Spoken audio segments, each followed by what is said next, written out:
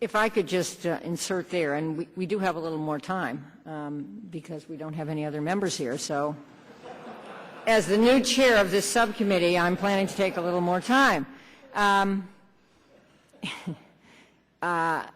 The stability of funding and the amount of funding are clearly relevant. And as Chief Bratton well knows, $700 million is not chump change. That is a lot of money. I think as important as the funding and sustainability questions there are the questions, and they may have been asked in my absence, about whether our build-out will be state-of-the-art and future-proof. And so let me just ask our private sector partners to put that back on the table, too, in the context of sustainable funding and amount of funding. I mean, what are your thoughts about this?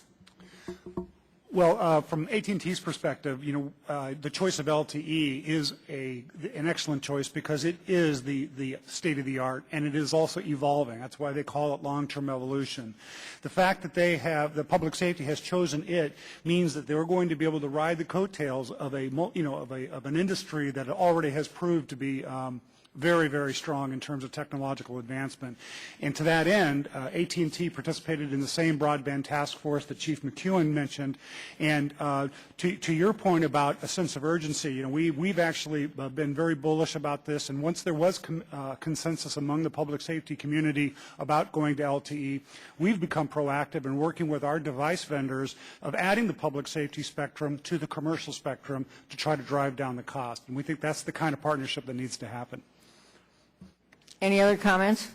Yeah, I would just echo the comment about LTE. I think that's very important to achieving sustainability. But we have to recognize that the network will evolve. I think folks that build networks will have to take on the responsibility for remaining interoperable, even if that requires investments in the future. I think also the sustainability of the overall ecosystem of devices will be enhanced by having commercial users be a part of that process. That's another reason for shared use. Well, I strongly agree with that. I represent a part of the country that makes most of our intelligence satellites. And over the years, we've been able to evolve better and better capability because a lot of those satellite makers also make commercial satellites. And the dual-use nature of those buses and even some of the stuff that's put on them has enabled it to evolve better. So I am strongly in favor of a public-private partnership and of an evolving architecture that will help law enforcement see the future, and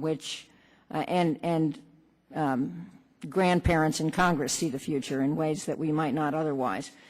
So that makes a lot of sense. Let me just finally ask you, as a very impatient person who's only spent about 8 years pushing on this, when do you really think we will get there from here? Well, we're never going to get there until you help us get there. I can guarantee you that. So it is a matter of making decisions. The decision we're asking you to make right now is to pass legislation to take the D block off the auction block. Either that has to happen or there has to be an auction. And the problem is that at the moment we don't know when either of those may happen. So, I mean, it isn't going to go forward till one of those happen. Yes. I would reverse the priority. I would think that the most important thing, if I were in your shoes as chairman, I think the most important thing is to ensure that there is funding available on a recurring basis. With that funding available, whether it's all owned and controlled by public safety environment, or even if it is a shared partnership with the private world, that funding is essential to, you made a reference to the buses and how they can plan on the buses on these satellites. It's exactly what's going to happen in a broadband world. You've got to be able to pay for and plan and pay for the applications that will benefit all of us in public safety. So funding on a recurring basis is essential. Well, thank you very much. Let me just conclude my hearing with the observation that you're all right and that Progress in individual counties and cities, especially huge ones like LA County and City, is critical.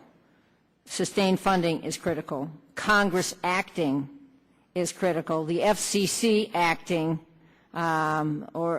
is critical. And industry staying at the cutting edge is critical. So I think this is our most urgent project. 9/11 happened to us, or 9/11 exposed two big fissures in our capability. One was we had a lot of stovepiped intelligence agencies that couldn't talk to each other or even talk to themselves in the case of one agency.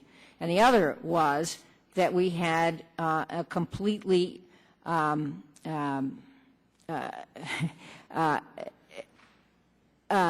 inadequate, interoperable communications system.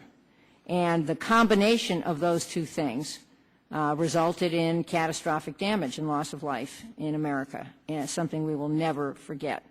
So we have done substantial work to fix the lack of information sharing in our government. We've done intelligence reform. We've done all kinds of things that I think have put us in a much better place with respect to that.